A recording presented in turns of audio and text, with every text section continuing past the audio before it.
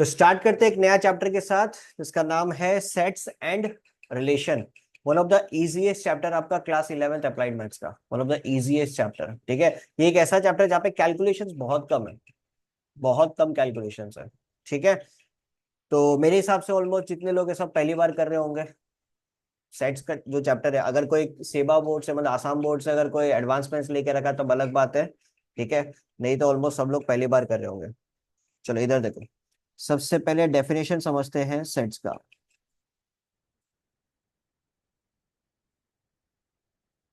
It is a collection of it is a collection of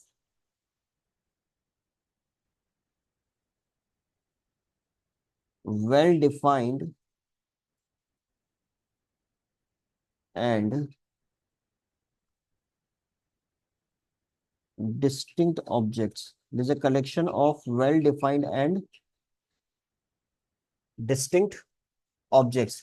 अब यहाँ पे जो की पॉइंट आपके लिए है वो है एक तो वेल डिफाइंड, ठीक है, और एक है आपके लिए डिस्टिंक्ट।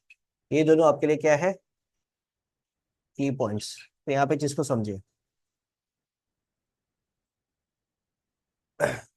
अगर मैं आपके सामने बोलता हूँ कलेक्शन ऑफ नेचुरल नंबर, ठीक है ना, कलेक्शन ऑफ नेचुरल नंबर, तो क्लियर है आपके दिमाग में क्या आएगा, 1 2 3 4 5 6 अप टू इंफिनिटी तक चल जाएगा।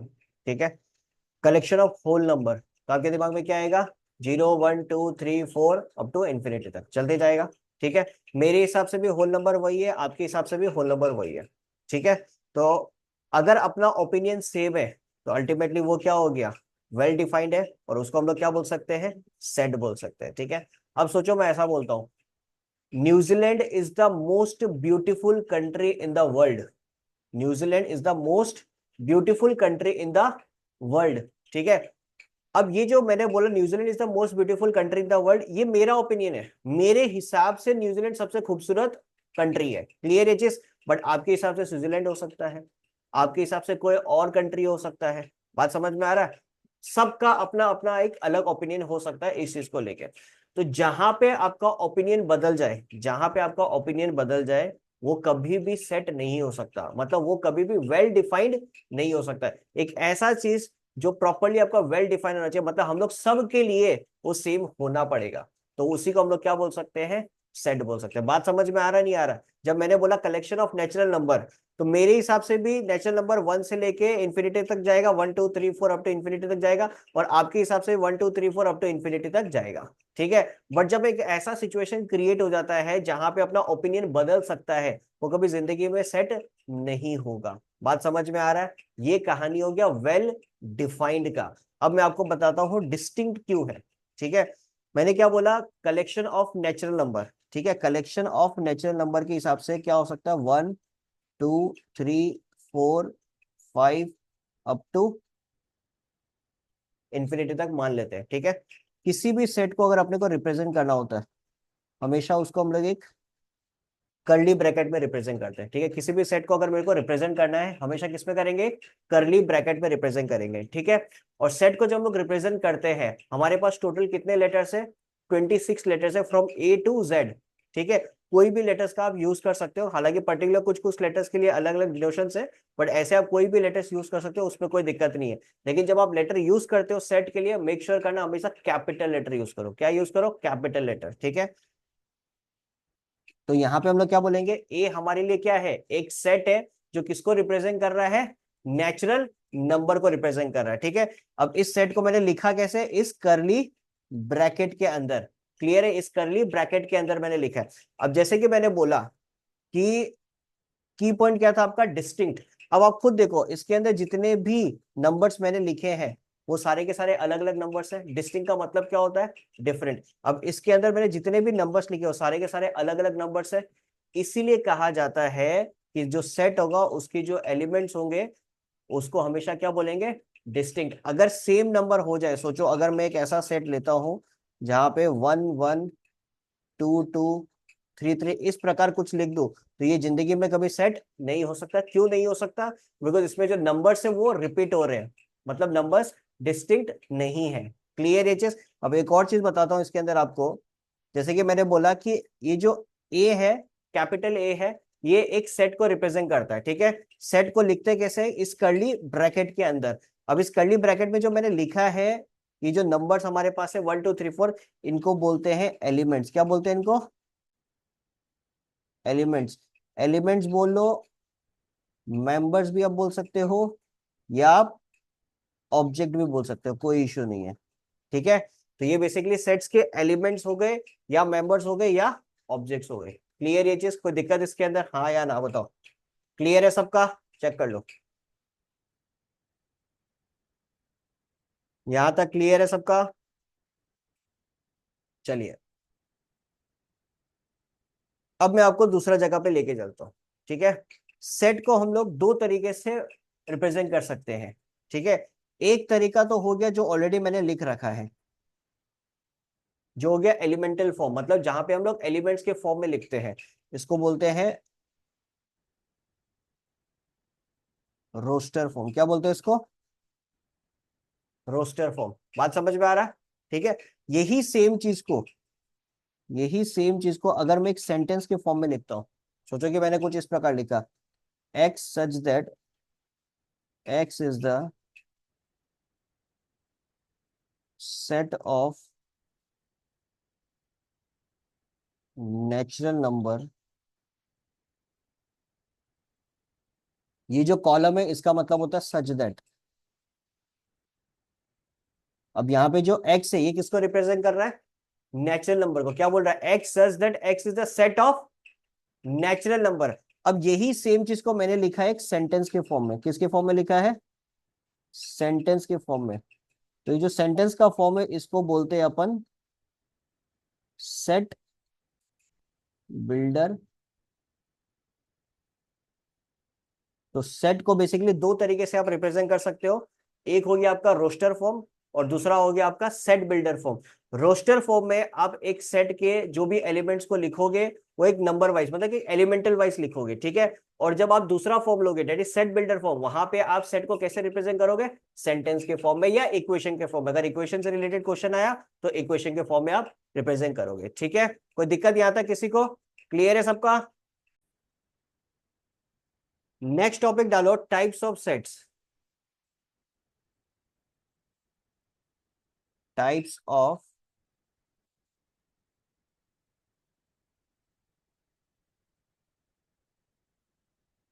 ठीक है। यहां पे देखिए, सबसे पहला टाइप लिखिए आप, finite set.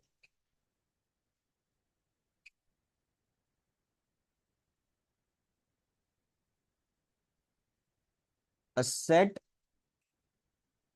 which contains, a set which contains countable elements is known as finite set। एक ऐसा सेट जो कंटेन करता है किस, क्या चीज? Countable elements. काउंटेबल एलिमेंट्स का मतलब क्या हो गया? मैंने बोला आपको set of natural number less than 10। मैंने आपको क्या बोला? Set of natural number less than 10। तो आप लोग क्या बोलोगे? आप लोग का आंसर क्या होगा? 1 2 3 4 5 6 7 8 अप टू, बोल सकते हैं set of natural number less than, sorry, set of natural number less than 10। Clear है? अब 9 तक आपने लिखा, इसको आप आराम से काउंट कर सकते हो। So this is called as finite set. कोई दिक्कत इसके अंदर? क्लियर ये चीज?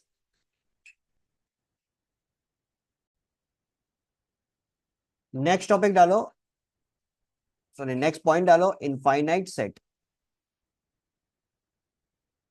Infinite,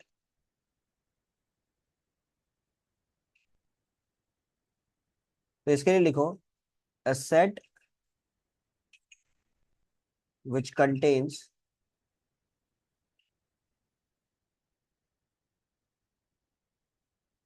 uncountable elements is known as infinite। ठीक है। अब यहां पे मैं आपके लिए एग्जांपल लेता हूं, सेट ऑफ नेचुरल नंबर। मैंने सिर्फ और सिर्फ ये बोला सेट ऑफ नेचुरल नंबर। ठीक है। तो आपको ये बात अच्छे से पता है कि नेचुरल नंबर स्टार्ट कहां से होता है, वन से होता है। 1 2 3 4 अप टू कहां तक जाने वाला है, आपको कोई आइडिया नहीं है। तो ये आपके लिए क्या बन गया, इनफाइनाइट सेट। क्लियर है। जिस चीज को आप एंड मोमेंट तक काउंट नहीं कर सकते वो आपके लिए क्या बन जाएगा, इनफाइनाइट सेट। कोई दिक्कत यहां तक, क्लियर है ये चीज। चलिए नेक्स्ट लिखिए, singleton set.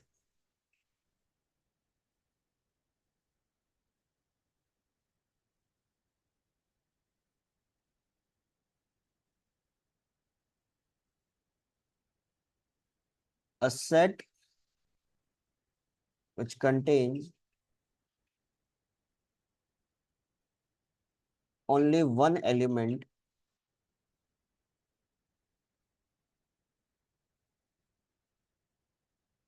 is known as singleton set।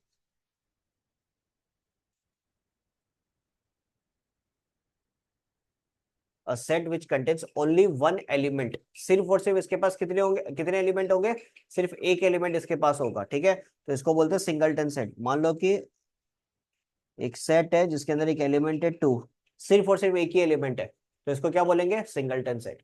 ठीक है।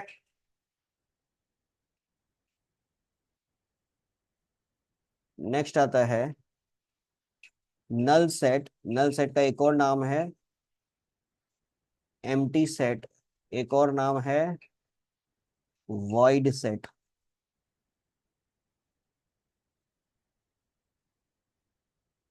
इसका मतलब क्या हो गया, a set, a set which contains no element, a set which contains no element is known as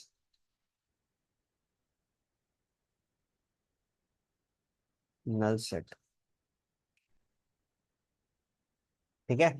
एक ऐसा सेट जो कोई भी एलिमेंट कंटेन नहीं करता है उसको अपन क्या बोलेंगे, नल सेट। अब यहाँ पे ध्यान दीजिएगा, नल सेट को हम लोग प्रेजेंट कैसे करते हैं, देखिए। या तो आप फाइव से प्रेजेंट करोगे, ठीक है ना, इस सिंबल का नाम है फाइव, क्या नाम है, फाइव, PHI, फाइव। ठीक है। या आप खाली ब्रैकेट से रिप्रेजेंट करोगे। ठीक है। जो करली ब्रैकेट मैंने लगाया है उसके अंदर कुछ भी नहीं होना चाहिए। गलती से भी आप लोग ये मत लिख देना खाली ब्रैकेट लगा दिया और उसके अंदर फाइव को डाल दिया, ये गलत हो जाएगा। आप अगर ये खाली ब्रैकेट लगा रहे हो उसके अंदर कुछ भी चीज डाल रहे हो, इसका मतलब उस सेट के अंदर कोई ना कोई एलिमेंट आ चुका है, वो एलिमेंट का नाम हो जाएगा फिर फाइव। ठीक है। तो नल सेट को अगर आपको रिप्रेजेंट करना है या तो आप सीधा सीधा फाइव लिखो या आप सीधा सीधा ये कर्ली ब्रैकेट लिखो। ठीक है। चलिए नेक्स्ट डालिए, equivalent set.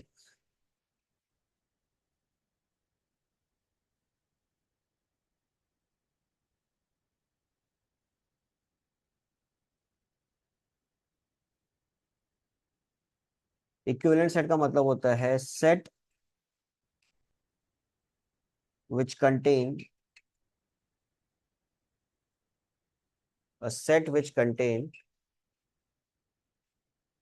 equal number of,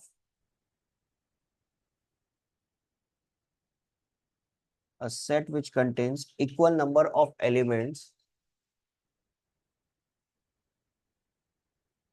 is known as equivalent set. ठीक है। यहां पे चीज को समझेगा, सॉरी, अ सेट मत लिखे, टू सेट लिखे, टू सेट।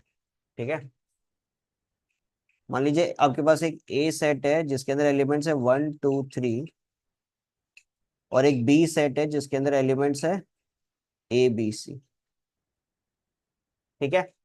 तो सवाल क्या बोला है, it should have equal number of elements, it should have equal number of elements. कहने का मतलब आपके पास जो ए सेट है इसके पास टोटल एलिमेंट कितने हैं, 3 एलिमेंट है, 1 2 3।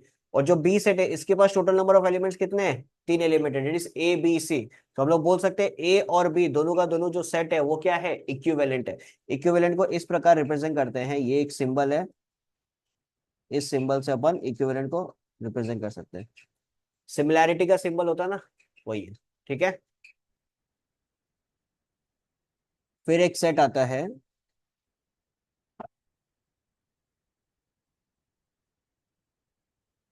Equal set. लिखो, two sets which contain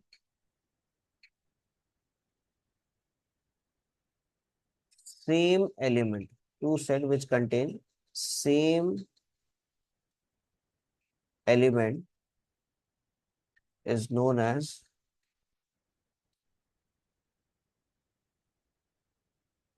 equal। ठीक है, तो यहाँ पे एक ए सेट है जिसके पास एलिमेंट्स है 1 2 3, और एक बी सेट है जिसके पास एलिमेंट्स है 3 2 1।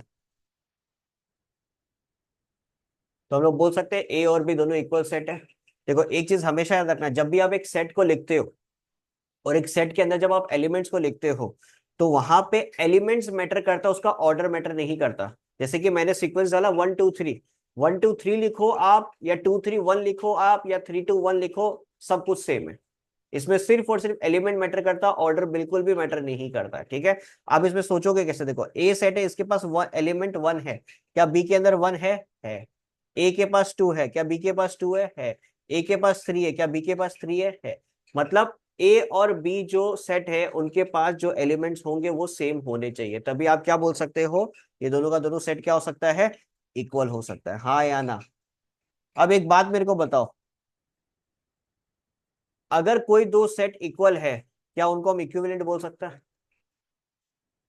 अगर कोई दो सेट इक्वल है क्या हम उनको इक्विवेलेंट बोल सकते हैं, 100% बोल सकते हैं। बिकॉज इक्विवेलेंट का कंडीशन क्या है, इक्विवेलेंट का कंडीशन है there should be same number of elements, और इक्वल सेट का क्या है, there should be same elements. ठीक है, तो all the equal sets are equivalent but all equivalent sets are not equal. Clear है चीज, तो ये नोट करके आप लोग लिख सकते हो।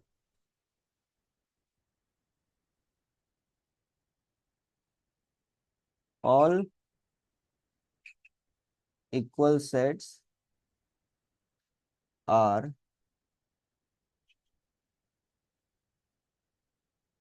equivalent but all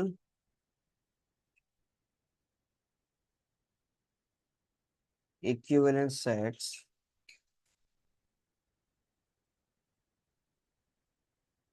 are not equal। ठीक है, तो ये 6 टाइप्स सबको समझ में आया, किसी को भी कोई प्रॉब्लम, ऑनलाइन वालों किसी को कोई दिक्कत है, सबका क्लियर है, कहीं पे भी कोई इश्यू नहीं है।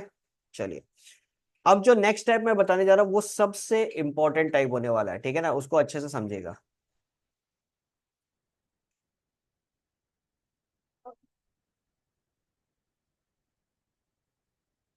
Subset.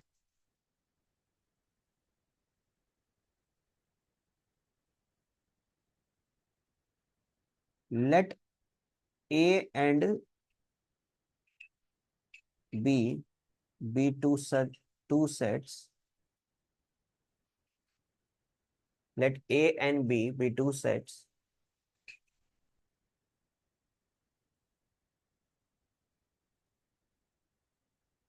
such that A is the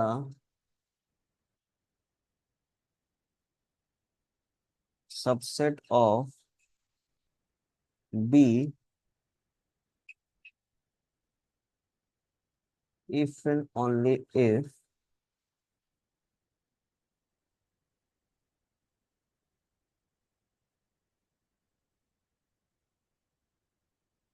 B contain all the elements of A। If and only if को आप आई डबल एफ भी लिख सकते हो, कोई दिक्कत नहीं है। सेट चैप्टर के अंदर आपको ये देखने को मिलेगा आई डबल एफ, इसका मतलब होता है इफ एंड ओनली इफ, ठीक है ना। अब यहाँ पे चीज को समझिए, ठीक है। मैंने क्या लिखा है, ए और बी आपके पास दो सेट है। ए और बी आपके पास क्या है, दो सेट है, जिसमें आप ए को बी का सबसेट बोल सकते हो। A is the subset of B, ये आप बोल सकते हो कब, जब बी के पास ए के सारे एलिमेंट प्रेजेंट हो। कहने का मतलब, सोचो तुम्हारे पास ए एक सेट है जिसके पास एलिमेंट्स है 1 2 3, ठीक है। बी तुम्हारे पास एक सेट है जिसके पास एलिमेंट्स है 1 2 3 4 5, ऐसा कुछ है, ठीक है। अब तुम एक बात बताओ, ए के पास जो 1 2 3 है, क्या बी के पास है? ए के पास जो भी एलिमेंट्स है, क्या वो बी के पास प्रेजेंट है? बिल्कुल प्रेजेंट है।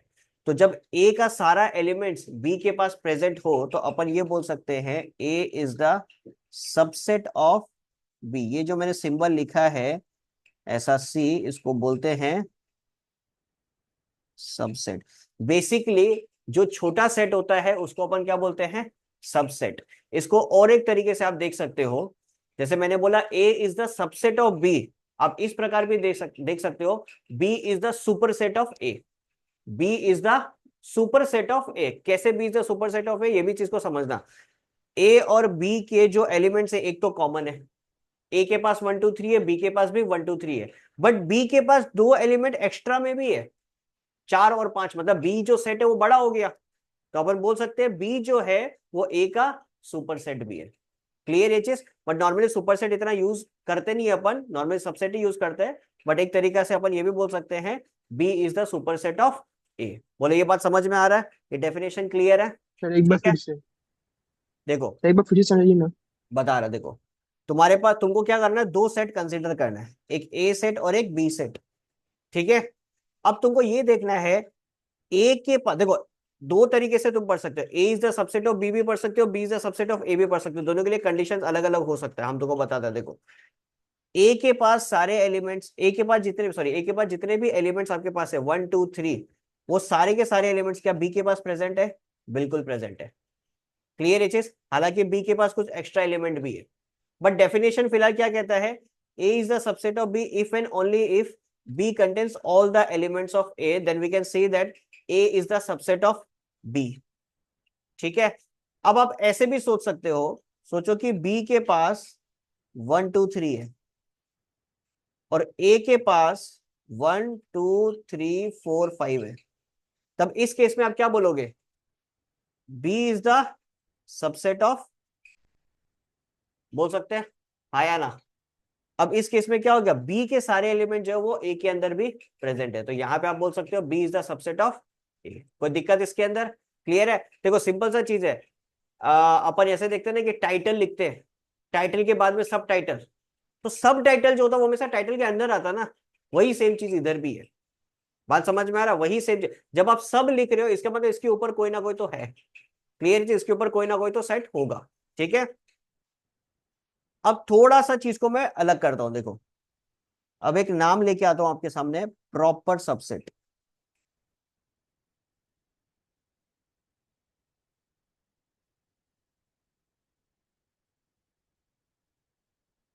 ठीक है। इसको समझना,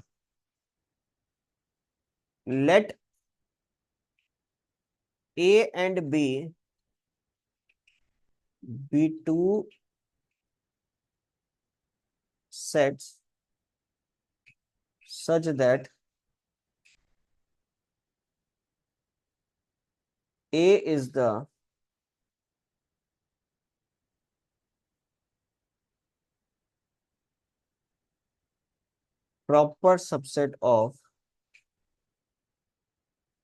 is the proper subset of B.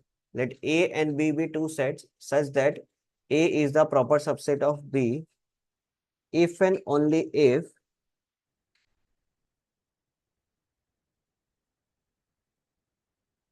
B contains all the elements of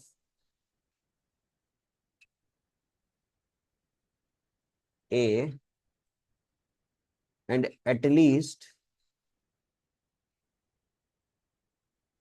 one extra element. ठीक है, अब चीज सेम ही है, एक का नाम है सबसेट और एक का नाम है प्रॉपर सबसेट। कॉन्सेप्ट एक ही यूज हो रहा है, बट प्रॉपर सबसेट के लिए क्या चाहिएगा आपको, एटलीस्ट एक एक्स्ट्रा एलिमेंट चाहिएगा। जो प्रॉपर सबसेट होता है वो सबसेट तो होना ही होना है, सबसेट तो होना ही होना है, बट सारे सबसेट वाले एलिमेंट्स प्रॉपर सबसेट नहीं हो सकते। कैसे नहीं हो सकते मैं आपको दिखाता हूं। देखो मैं आपके सामने दो केसेस ले रहा हूं, ठीक है। ए के पास 1 2 3 है, बी के पास 1 2 3 है, ठीक है। दूसरा केस लेता हूं, ए के पास 1 2 3 है और बी के पास 1 2 3 4 है, ठीक है। सबसे पहले सबसेट का डेफिनेशन एक बार फिर से याद करो। सबसेट का डेफिनेशन क्या बोलता है कि ए के सारे, अगर A is the subset of B हम लोग बोल रहे हैं, तो ए के सारे एलिमेंट्स बी के अंदर प्रेजेंट होने चाहिए, या B is the subset of A अगर बोल रहे हैं तो बी के सारे एलिमेंट्स ए के अंदर प्रेजेंट होने चाहिए, ठीक है। सोचो मैं बोलता हूं A is the subset of B, क्या इस केस में मैं बोल सकता हूं A is the subset of B? बिल्कुल बोल सकता हूं।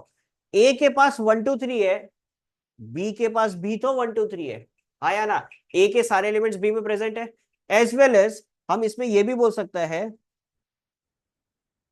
B is the subset of A, B के सारे एलिमेंट्स ए के अंदर भी प्रेजेंट है। तो जब ऐसा सिनेरियो अपने को मिल जाए, A is the subset of B as well as B is the subset of A, तो अपन वहां पे ये भी तो बोल सकते हैं ए और बी दोनों का दोनों क्या है, इक्वल। बिकॉज इक्वल सेट में हम लोगों ने क्या पढ़ा था, they should have same elements. बात समझ में आ रहा है? अब यहीं पे थोड़ा सा कंडीशन को मैं बदलता हूं। ए के पास जितने एलिमेंट्स है क्या वो बी के पास प्रेजेंट है, हाँ या ना। ए के पास जितने एलिमेंट्स है क्या वो बी के पास प्रेजेंट है, बिल्कुल प्रेजेंट है।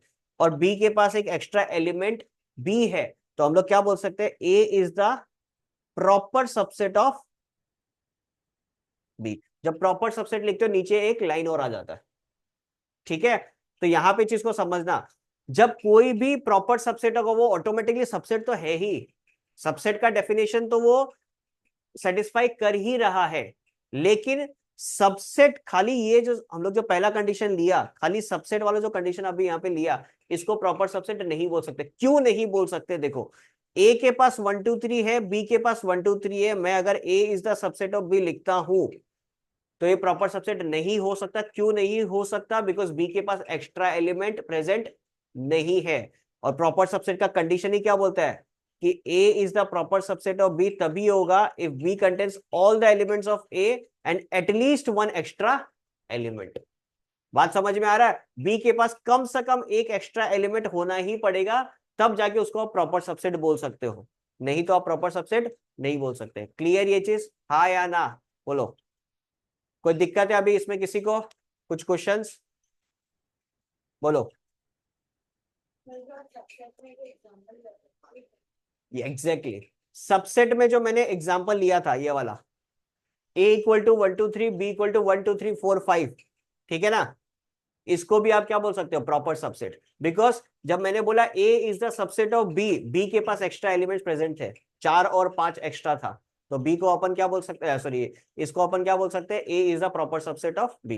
देखो प्रॉपर सबसेट क्या है, सबसेट तो है ही, बस उसमें एक शब्द एक्स्ट्रा आ गया प्रॉपर। प्रॉपर होने का रीजन एक ही है कि उसके पास एक्स्ट्रा एलिमेंट आ गया, इसलिए हम लोग उसको प्रॉपर बोल रहे हैं। क्लियर ये चीज? सबसेट प्रॉपर सबसेट, कोई दिक्कत किसी को, ऑनलाइन वालों किसी को भी कोई प्रॉब्लम है तो बता दो अभी, हाँ या ना। क्लियर है सबका?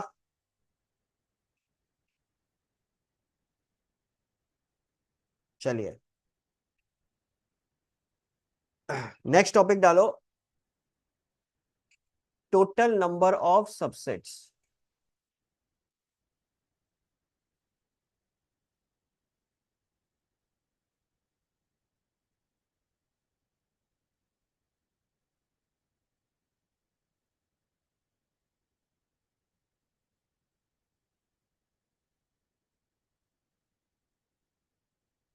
Total number of subsets.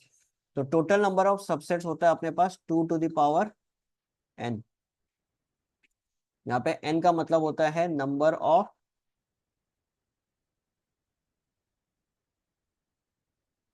Elements. देखो, अगर तुम्हारे पास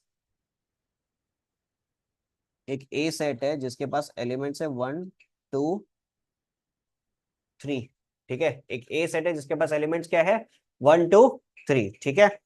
तो इसके अंदर अगर आपको टोटल नंबर ऑफ सबसेट्स में निकालने बोलूं, ठीक है, टोटल नंबर ऑफ सबसेट में अगर आपको निकालने बोलूं तो आंसर क्या होगा?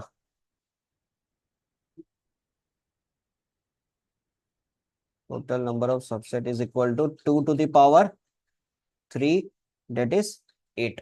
3 क्यों लिखा? बिकॉज यहाँ पे टोटल एलिमेंट्स कितने हैं? 3 एलिमेंट है, तो 2 टू द पावर 3 कितना हो जाएगा? 8। अब ये जो 8 एलिमेंट, जो 8 सबसेट मेरे पास आ रहे हैं उनको मैं बनाता हूँ। देखो, सबसे पहले आएगा 5, फिर आएगा आपके पास 1, फिर आएगा आपके पास 2, फिर आएगा आपके पास 3।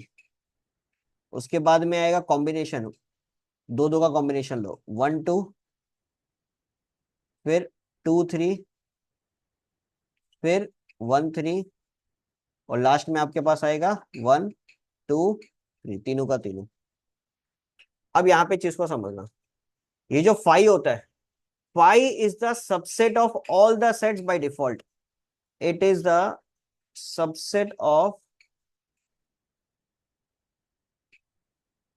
ऑल द सेट्स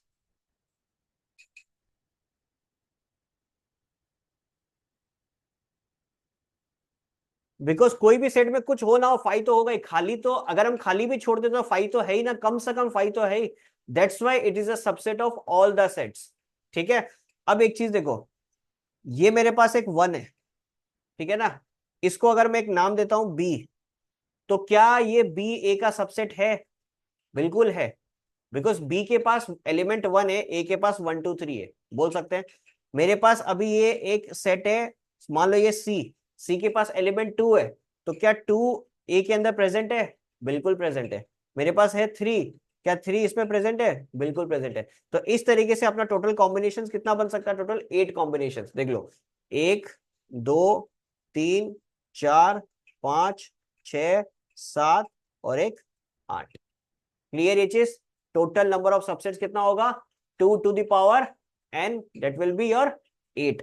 अब अगर मैं यहीं पे थोड़ा सा चेंज कर दूं चीजों को, मैं ये पूछूं आपको, total number of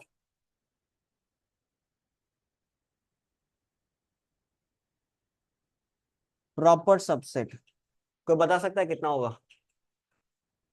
total number of proper subset 0। क्या बोला? 7। 7 is the correct answer, but how?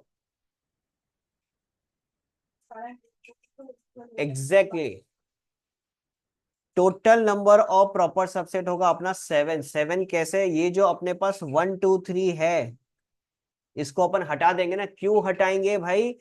ए के पास 1 2 3 है, इसका सबसेट 1 2 3 कैसे हो सकता है? सॉरी, इसका प्रॉपर सबसेट 1 2 3 कैसे हो सकता है? बिकॉज प्रॉपर सबसेट का डेफिनेशन ही बोलता है कि अगर प्रॉपर सबसेट होना है तो बड़ा सेट में एक्स्ट्रा एलिमेंट होना पड़ेगा। तो एक्स्ट्रा एलिमेंट कहाँ है? इसके पास भी 1 2 3 और इधर भी 1 2 3। तो इसका मतलब ये बाकी सारे के सारे अपन कंसिडर करेंगे, लेकिन ये 1 2 3 जो है इसको कंसिडर नहीं करेंगे। So that's why total number of proper subset का फॉर्मूला बनता है 2 to the power n - 1। Clear? अब यहां से सवाल बनता ही बनता है एग्जाम में। कोई दिक्कत बोलो यहां तक किसी को? नेक्स्ट लिखो power set.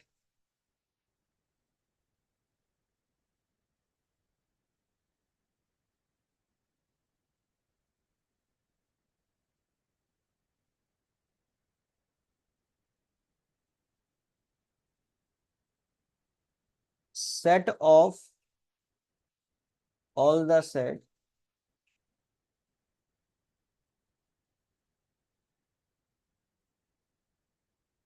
Is known as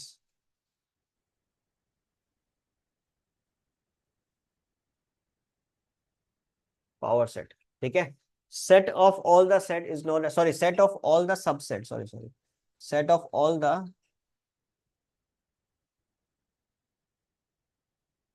set of all the subset is known as power set. कैसे, देखो मान लो कि ये तुम्हारे पास ए, जिसके पास एलिमेंट्स है 1 2 3, इसका अगर यदि आपको सबसेट बनाना हो तो आप कैसे बनाओगे, देखो 5, फिर 1, फिर 2, फिर 3, फिर 1 2 1 3 और 2 3, फिर लास्ट में 1 2 3। ठीक है, सबसेट बन गया सारा। अब ये जो सबसेट बना है इसको पूरा का पूरा एक ब्रैकेट के अंदर डाल दो। जब आप दोबारा ये कर्ली ब्रैकेट लगा देते हो ना, तो ये सारा का सारा भी अल्टीमेटली आपके लिए क्या बन गया, एक सेट। बात समझ में आ रहा है? ये सारा का सारा अल्टीमेटली क्या भाई, ये पूरा जो एक साथ हम लोगों ने लिखा ये पूरा का पूरा क्या बन गया, एक सेट। अब इसके अंदर जो ये सब है ये अब एज ए एलिमेंट बिहेव करेंगे। क्लियर है? इसलिए बोलते हैं set of all the subsets is known as power set. सबसे पहले हम लोगों ने सबसेट्स बनाया और उसके आगे ये दो ब्रैकेट लगा दिए, ये बन गया पावर सेट। ठीक है, एक चीज और बताता है, जैसे कि आपने यहाँ पे कॉम्बिनेशन लिखा ना 1 2 3 था, तो दोनों का जब कॉम्बिनेशन लिखा, मैंने लिखा 1 2 1 3 2 3। अब 1 2 अगर आपने लिखा है तो 2 1 मत लिख देना दोबारा। बात समझ में आ रहा है? 1 3 लिखा है तो 3 1 मत लिख देना, और 2 3 लिखा है तो 3 2 मत लिख देना। बिकॉज जब आप 1 2 लिख रहे हो या 2 1 लिखो, दोनों का मतलब सेम ही है। 1 3 लिख रहे हो और 3 1 लिख रहे हो, बोथ आर सेम। ठीक है, बोलो यहां तक कोई दिक्कत किसी को? क्लियर है सबका, हाँ या ना? सही है, चलिए ये हो गया सेट का ऑलमोस्ट एक पार्ट कंप्लीट। ठीक है, अब सेट का दूसरा पार्ट में अपन चलते हैं, जहां पे अपन पढ़ेंगे universal set, union, intersection, complement के बारे में। ठीक है, टॉपिक डालो यूनियन ऑफ सेट्स।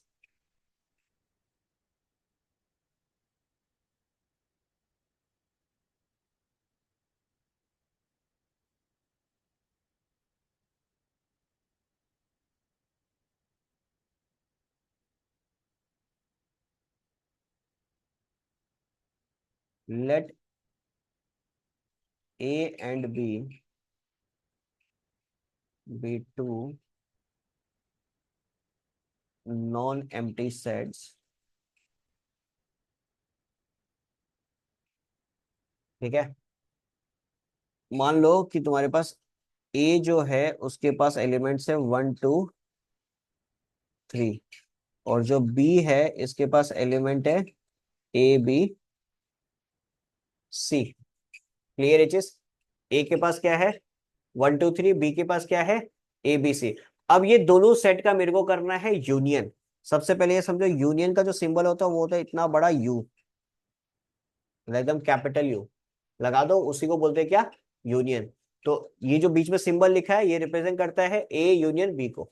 ठीक है, यूनियन का मतलब होता है यूनिटी, मतलब सबको एक साथ आपको रखना है। सबको एक साथ रखने का मतलब क्या हो गया, यहाँ पे आपके पास 1 2 3 है, इधर आपके पास क्या है ABC, तो ये सबको एक ही सेट के अंदर डाल दो, 1 2 3 ABC। क्लियर? अब सोचो मैं आपके सामने एक ऐसा सिनेरियो रखता हूँ, ए के पास है 1 2 3 4 और बी के पास है 3 4 5। ठीक है, तो मैं आपको ए यूनियन बी करने बोलता हूँ, बताओ इसका आंसर क्या होगा?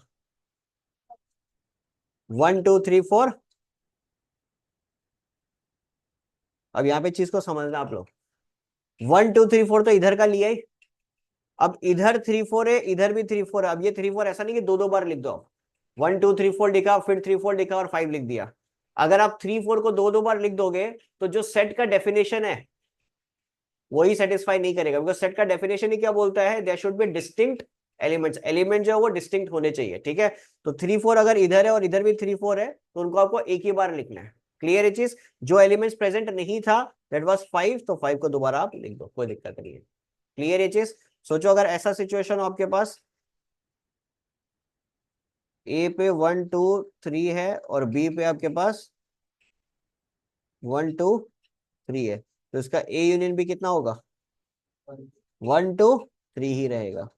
ठीक है, क्लियर, कोई दिक्कत? ये कहानी है यूनियन का। यूनियन में बेसिकली आपको क्या करना है, कोई भी दो सेट हो, दो सेट को आपको बेसिकली जोड़ देना है। ठीक है, अब दूसरा कहानी आता है आपके पास इंटरसेक्शन का।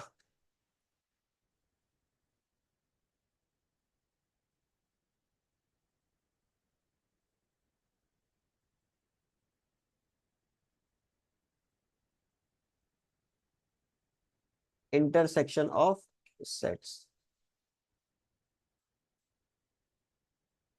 Late A and B be two non empty sets such that A के पास सोचो एलिमेंट्स है 1 2 3 4, और बी के पास है 3 4 5 6। ठीक है, इंटरसेक्शन, इंटरसेक्शन का मतलब होता है म्यूचुअल, इसका मतलब हो गया कॉमन। इंटरसेक्शन को रिप्रेजेंट करते हैं इस सिंबल से, मतलब जो आपने यू लिखा था उसको आप उल्टा कर दो। ठीक है, उल्टा यू। अब यहां पे आपको क्या देखना है, आपके पास ए सेट में 1 2 3 4 है, बी सेट में 3 4 5 6 है, कौन सा दो एलिमेंट कॉमन है? इधर भी 3 4 है और इधर भी आपके पास 3 4 है, तो ए इंटरसेक्शन बी में क्या आ जाएगा, 3 और, बोलो कोई दिक्कत? सोचो ऐसा सिनेरियो आपके पास है 1 2 3,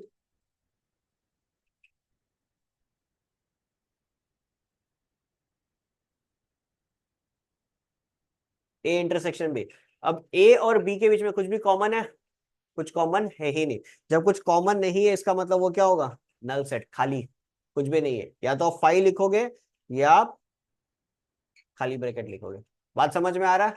तो यूनियन और इंटरसेक्शन ये दो में कोई दिक्कत है किसी को? क्लियर ये चीज? ठीक है, चलिए यहां तक नोट डाउन करो।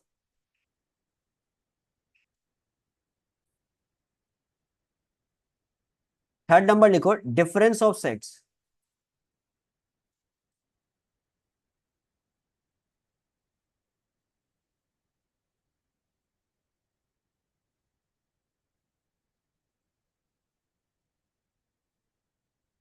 मान लीजिए let A and B, let A and B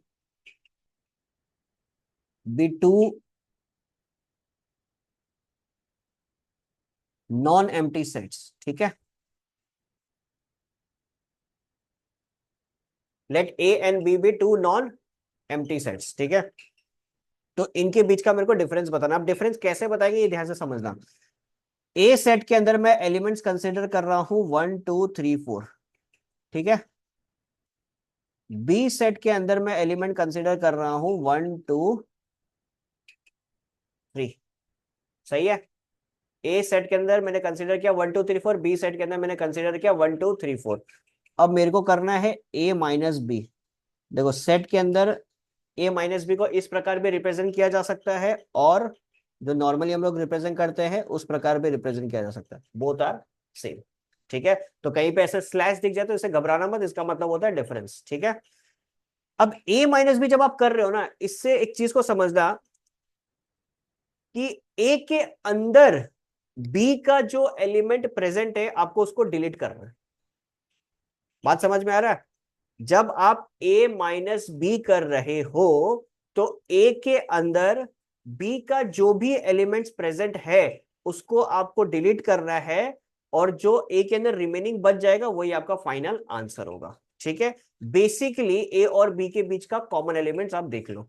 ए और बी पे कॉमन एलिमेंट्स क्या है, 1 2 3। आप कर क्या रहे हो, यहां पे ध्यान देना, आप कर क्या रहे हो, ए माइनस बी कर रहे हो। ठीक है ना, ए माइनस बी पे ए के अंदर बी का जो भी एक्स्ट्रा एलिमेंट होगा उसको हटाना है, और ए के पास जो एक्स्ट्रा एलिमेंट बच जाएगा वही आपका फाइनल आंसर होगा। तो ए के पास क्या बचा, 4। अब आपको दूसरा सिनेरियो दिखाता हूं। अगर मैं आपको बोलूं बी माइनस ए करना है। अब इसमें कैसे सोचोगे, बी के पास ए का जो भी एलिमेंट प्रेजेंट होगा उसको डिलीट करेंगे और जो बच जाएगा वो लिखेंगे। अब खुद सोचो, बी के पास है 1 2 3, ठीक है ना, और ए के पास है 1 2 3 4, लेकिन सोचना कैसे है, बी के पास जो ए का एलिमेंट है वो अपने को डिलीट करना है। तो बी के पास ए का कौन सा एलिमेंट है, 1 2 3, और बी के पास कुछ एक्स्ट्रा है क्या, नहीं है, तो आंसर क्या होगा, खाली ब्रैकेट मतलब 5। ऐसा नहीं कि -4 लिख के आ जाए, ऐसा नहीं कि 4 लिख के आ जाए, ए का एक्स्ट्रा एलिमेंट नहीं लिखना है। ध्यान हमेशा रखना, अगर आप ए माइनस बी कर रहे हो तो ए का जो एक्स्ट्रा एलिमेंट है वही लिखना है, बी माइनस ए कर रहे हो तो बी का जो एक्स्ट्रा एलिमेंट है वही लिखना है। क्लियर ये चीज, कोई दिक्कत इसके अंदर, डिफरेंस ऑफ सेट में किसी को भी कोई प्रॉब्लम है तो बता दो अभी। क्लियर है सबका, ऑनलाइन वालों कोई दिक्कत। चलिए अगला टॉपिक आप डालिए, यूनिवर्सल सेट। यूनिवर्सल के साथ साथ अपन पढ़ेंगे कॉम्प्लीमेंट, ठीक है।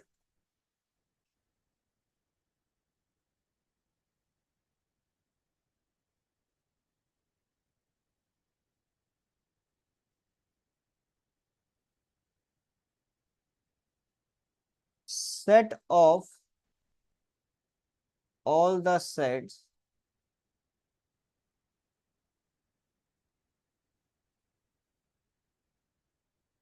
is known as universal set, basically बाप ऑफ ऑल द सेट्स, ठीक है ना। मतलब यूनिवर्सल सेट जब आप लिखोगे ना, बाकी इसके अंदर कोई भी सेट लिखो सब इसके अंडर ही आएगा, मतलब सारा का सारा सेट इसका सबसेट ही होने वाला है, इससे बड़ा कुछ नहीं होगा, ठीक है। अब कैसे सोचना है देखो, मान लो कि मैंने एक यूनिवर्सल सेट लिखा, यूनिवर्सल सेट को आप या तो कैपिटल यू इससे भी डिनोट कर सकते हो, और या आप इस सिंबल से भी डिनोट, एप्सिलॉन बोलते हैं इसको, ठीक है ना, इससे भी, सॉरी नॉट एप्सिलॉन, मैं भूल गया इसका नाम, सॉरी, एप्सिलॉन नहीं बोलते, ये सिंबल से भी आप डिनोट कर सकते हो, ठीक है ना, ये दोनों में से कोई भी एक सिंबल से आप डिनोट कर सकते हो, बट ये वाला सिंबल कम यूज होता है, रीजन इसलिए क्योंकि ये सिंबल यूनियन के लिए भी यूज होता है, ठीक है ना। तो यूनिवर्सल में एक डिफाइन करता हूं, set of natural number less than 10, 1 2 3 4 5 6 7 8 9 10, ठीक है। अब मैंने इसके अंदर एक सेट डिफाइन किया, ए सेट, जिसके पास एलिमेंट्स है कुछ 1 2 3, एक बी सेट डिफाइन किया जिसके पास एलिमेंट है कुछ सोचो 5 6 7, एक सी सेट डिफाइन किया, इसके पास एलिमेंट है कुछ सोचो 7 8 9। आप खुद देख लो, ए बी सी मैंने जितने भी सेट डिफाइन किए सारे यूनिवर्सल के अंडर आते हैं, मतलब सारे के सारे यूनिवर्सल के क्या है, सबसेट है, ठीक है। अब यहीं से मैं आपको एक और चीज सिखाता हूं, कॉम्प्लीमेंट।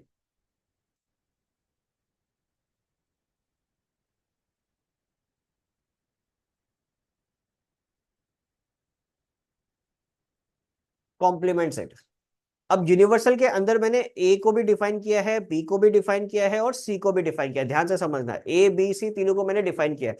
अब सोचो कि मेरा क्वेश्चन बोलता है कि भैया आप निकाल के दो मेरे को ए कॉम्प्लीमेंट, ए कॉम्प्लीमेंट को इस प्रकार अपन डिनोट करेंगे, या तो ए के ऊपर एक डैश लगा देंगे या ए के ऊपर एक सी लगा देंगे, ठीक है, बोथ रिप्रेजेंट कॉम्प्लीमेंट, ठीक है। अब कॉम्प्लीमेंट जब आपको इसका निकालना है, कॉम्प्लीमेंट निकालने के लिए रिक्वायरमेंट होता है हमेशा यूनिवर्सल का, ये हमेशा याद रखना, अगर आपको किसी भी चीज का कॉम्प्लीमेंट निकालना हो तो यूनिवर्सल आपको चाहिएगा, ठीक है। यहाँ पे डिमांड क्या है, ए कॉम्प्लीमेंट निकालना, तो ए निकालोगे कैसे, यूनिवर्सल में से ए को माइनस कर दो, यूनिवर्सल में से आप क्या माइनस करोगे, ए को माइनस करोगे तो आपके पास रिटर्न में क्या आ जाएगा, ए कॉम्प्लीमेंट। तो यूनिवर्सल में आपके पास क्या क्या था देखो, 1 2 3 4 5 6 7 8 9 10, ए के पास क्या है 1 2 3, इसका मतलब आप किसको डिलीट करोगे, 1 2 3 को आप डिलीट कर दोगे, रिमेनिंग कौन बचा, 4 5 6 7 8 9, 4 5 6 7 8 9 10, ये हो गया आपका क्या, ए कॉम्प्लीमेंट। बात समझ में आया, सोचो मैं आपको बोलता हूं बी कॉम्प्लीमेंट निकालना है, तो बी कैसे निकालोगे, यूनिवर्सल में से बी को माइनस कर दो, कौन सा एलिमेंट हट जाएगा, 5 6 7, 5 6 7 को डिलीट कर दो, बचा कौन, 1 2 3 4 8 9 10, ये हो गया आपका बी कॉम्प्लीमेंट। क्लियर। अब देखो, अब मैं अगर आपको बोलता हूं कि आप निकालो ए यूनियन बी का कॉम्प्लीमेंट, ए यूनियन बी का कॉम्प्लीमेंट निकालो, ठीक है ना। इसके लिए भी क्या करोगे, यूनिवर्सल में से ए यूनियन बी को माइनस करोगे। तो सबसे पहले तो आप मेरे को बताओ ए यूनियन बी होगा क्या। 1 2 3 है, 5 6 7 है, तो ए यूनियन बी पे आप क्या लिखोगे, 1 2 3 5 6 7, और यूनिवर्सल में से माइनस कर दो। तो यूनिवर्सल में से 1 2 3 5 6 7 माइनस करोगे, बचेगा क्या, बचेगा क्या आपके पास, 4 बचेगा, 8 बचेगा, 9 बचेगा और 10 बचेगा। आप लोग मेरे को करके बताओ ए इंटरसेक्शन बी का कॉम्प्लीमेंट बताओ, इसका आंसर बताओ मेरे को, ए इंटरसेक्शन बी का कॉम्प्लीमेंट।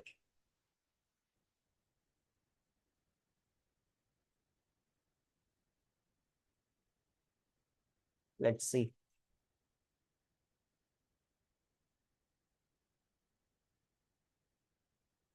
ए इंटरसेक्शन बी क्या आ रहा है आपके पास,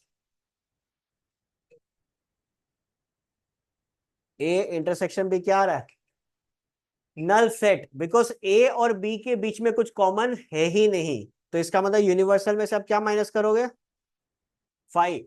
यूनिवर्सल में से अगर 5 माइनस कर रहे हो तो आंसर में क्या आएगा, यूनिवर्सल खुद ही आएगा ना। जब कुछ है ही नहीं तो अल्टीमेटली आंसर क्या होगा, यूनिवर्सल इटसेल्फ।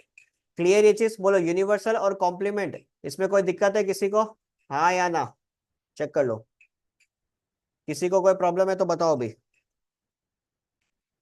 ऑनलाइन वालों क्लियर है सबका, निष्ठा कोई दिक्कत, सक्षम, नैतिक,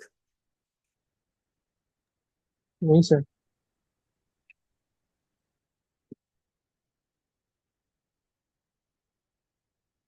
डन। चलिए अगला टॉपिक डालो, वेन डायग्राम।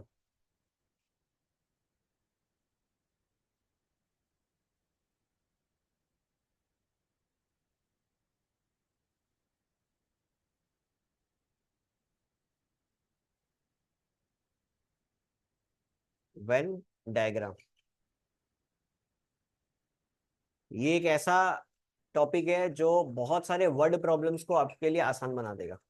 जो वर्ड प्रॉब्लम्स आपका सेट्स के अंदर वर्ड प्रॉब्लम्स पूछे गए, ठीक है, और वर्ड प्रॉब्लम्स लगभग एक प्रॉब्लम आता है 3 to 4 मार्क्स का, और वो सारे वर्ड प्रॉब्लम्स को इजी बना देगा वेन डायग्राम। कैसे देखो,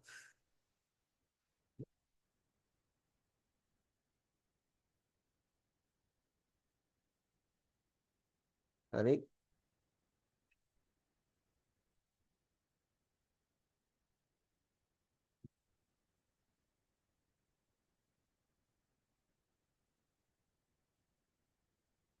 ये जो आपके पास रेक्टेंगल मैंने बनाया है, ठीक है, ये पूरा का पूरा रेक्टेंगल रिप्रेजेंट करता है यूनिवर्सल सेट को। ठीक है, पूरा का पूरा रेक्टेंगल रिप्रेजेंट करता है किसको, यूनिवर्सल सेट को। सोचो कि मैं एक यूनिवर्सल डिक्लेयर ही कर देता हूँ, 1 2 3 अप टू 10 तक। इसके अंदर एक ए सेट रिप्रेजेंट कर देता हूँ, 1 2 3 4, और एक बी सेट रिप्रेजेंट कर देता हूँ, 3 4 5। ठीक है, इसका मतलब क्या हो गया, ये रेक्टेंगल के अंदर 1 से लेके 10 तक सारे एलिमेंट्स है, ठीक है, और यही रेक्टेंगल के अंदर आपके पास ए भी है और बी भी है। क्लियर ये चीज। अब सोचो, सबसे पहले मैं बनाता हूं यूनियन के लिए, यूनियन को वेन डायग्राम में रिप्रेजेंट करता हूं। तो यूनियन को रिप्रेजेंट करने के लिए मेरे को दो एलिमेंट्स बनाने पड़ेंगे, एक ए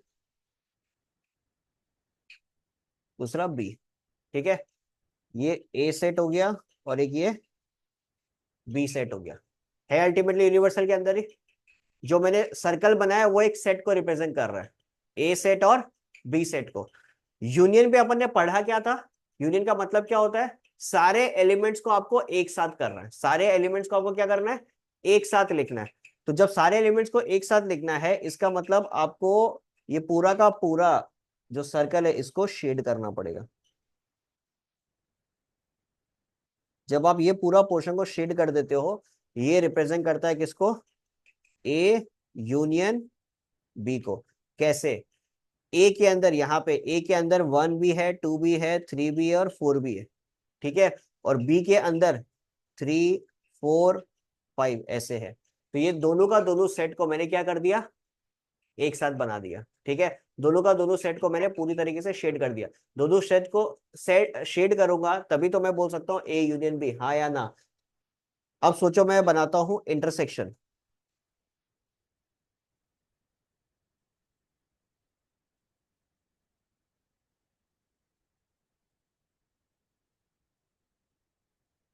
इंटरसेक्शन के केस में क्या होगा,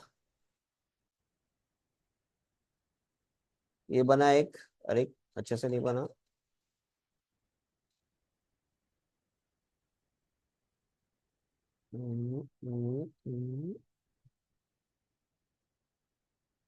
या तू अच्छे से बन जा। हाँ गुड। ओके।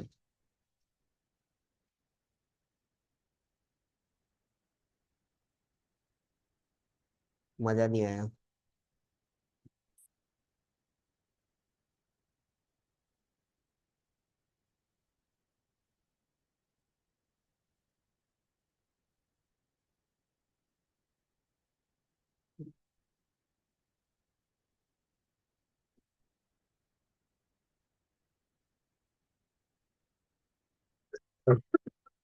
सॉरी, ये ए सेट है और ये बी सेट है, ठीक है। ए सेट के पास मैंने एलिमेंट्स क्या लिया था, 1 2 3 4। और बी सेट के लिए मैंने एलिमेंट्स क्या लिया था, बी सेट के लिए क्या लिया था, 3 4 5। 3 4 5। तो इसका मतलब क्या हो गया कि आपके पास 1 कुछ इधर होगा, 2 कुछ इधर होगा, 3 4 इधर होगा, 5 इधर है, ठीक है। इंटरसेक्शन का मतलब क्या होता है, इंटरसेक्शन का मतलब क्या होता है, कॉमन पार्ट आपको निकालना, कॉमन पार्ट आपको निकालना, ठीक है। तो इनके लिए कॉमन कौन है, 3 और 4। तो 3 4 अगर कॉमन है तो ए और बी के लिए कॉमन पार्ट कौन सा है, ये वाला पोर्शन है। सो this is your what, intersection, ठीक है। तो ये बन गया आपके लिए क्या, ए इंटरसेक्शन बी। सिंपल है। ए यूनियन बी में ए और बी पूरा को शेड करना है, और इंटरसेक्शन के केस में सिर्फ और सिर्फ ये बीच वाला पोर्शन को आपको शेड करना है। बोलो कोई दिक्कत किसी को, हाँ या ना। क्लियर है सबका, हाँ हाँ। ऊपर वाला बनाना, लो आराम से बना लो। नहीं नहीं, नंबर ऐसे लिखने का जरूरत है, ये समझाने के लिए बस बताया।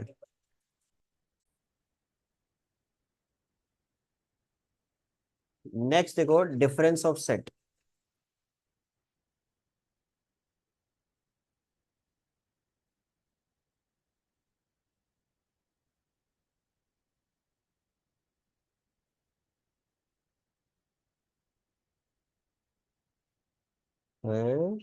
बार बार मेरे को तकलीफ दे रहा है ये।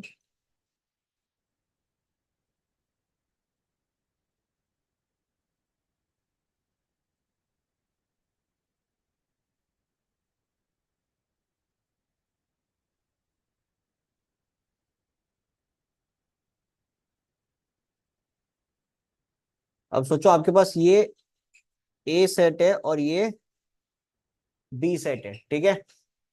आपको बनाना है ए माइनस बी। ए माइनस बी का मतलब क्या होता है, ए माइनस बी का मतलब क्या होता है कि ए के पास बी के जितने भी एलिमेंट्स हैं उनको डिलीट कर देना। बेसिकली ए और बी के बीच का जो कॉमन एलिमेंट्स है उनको डिलीट कर देना, ए को सिर्फ रख लेना, ठीक है। तो ए माइनस बी के लिए अपन शेडिंग करेंगे सिर्फ और सिर्फ इतना पोर्शन को।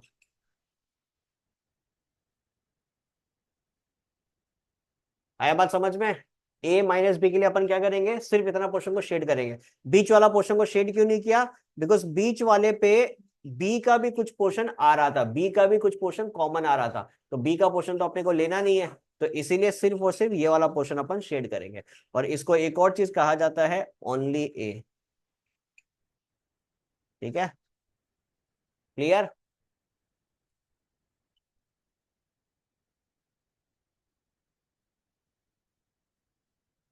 अगर बी माइनस ए आपको शेड करने बोलता तो क्या होता, ये हो गया ए माइनस बी। बी माइनस ए अगर आपको शेड करने बोलता तो आप ये वाला पोर्शन को शेड करते। बात समझ में आया, इसको अपन बोलते क्या, बी माइनस ए। तो ये कहानी होगी आपका, किसका, डिफरेंस ऑफ सेट का। कोई दिक्कत इसमें? क्लियर है सबका? कुछ इशू? चलिए, तो यहाँ पे हम लोगों ने कंप्लीट कर लिया वेन डायग्राम से रिलेटेड बेसिक बेसिक जितना भी चीज था। ठीक है, अब नेक्स्ट अपना बाकी है इससे रिलेटेड जो फॉर्मूला एक बनता है, नंबर ऑफ एलिमेंट्स का जो फॉर्मूला बनता है वो एक बाकी है, और एक डी मॉर्गन्स लॉ बोल के है वो बाकी है। ठीक है, लगभग 15 to 20 मिनट्स लगेगा। ठीक है, नेक्स्ट क्लास में उसको डिस्कस करेंगे। आज का क्लास के लिए जितना भी चीज आपको कराया गया है, आज का क्लास में जितना चीज कराया गया है उसको प्रॉपरली रिवाइज करके आना for the Monday class. Monday का क्लास के लिए प्रॉपरली उसको रिवाइज करके आना, तब जाके अपन नेक्स्ट टॉपिक पे मूव करेंगे और नेक्स्ट एक्सरसाइज से स्टार्ट कर देंगे। ठीक है।